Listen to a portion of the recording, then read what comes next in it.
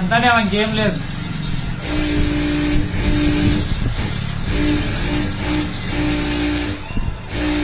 కానీ నీకు జాక్ కన్నా ఇది బెటర్ అనిపించిందా, జాకే బెటర్ అనిపించిందా? జాక్ కన్నా బెటర్ ఉందా లేకపోతే మంచిగా ఉందా? పర్లేదు పర్ఫార్మెన్స్ అయితే. చైనా అంతా చైనా జాక్ ఎఫ్ఐ నడుతుంది, అది బంద్ చేస్తున్నాం. అదే పర్ఫార్మెన్స్ ఎట్లా ఉందని అడుగుతున్నాను.